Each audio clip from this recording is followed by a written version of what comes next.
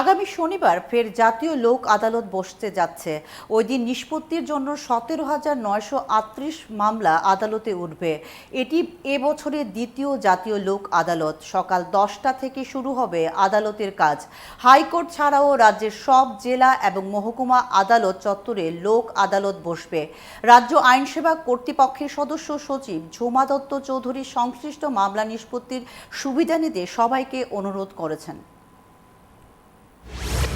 আগামী 11ই মে পরশুদিন শনিবার সারা ভারতবর্ষেই জাতীয় লোক আদালত অনুষ্ঠিত হতে যাচ্ছে।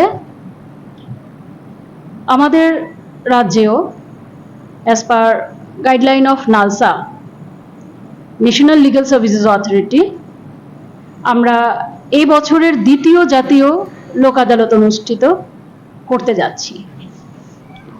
আমাদের সারা রাজ্যে হাইকোর্টে একটা বেঞ্চ হচ্ছে, তারপরে সমস্ত district court, maximum sub divisional court, সমস্ত জায়গাতেই ওই দিন লোক আদালত অনুষ্ঠিত হবে। আমাদের এবার টোটাল 42টা বেঞ্চ হচ্ছে সারা ত্রিপুরায়।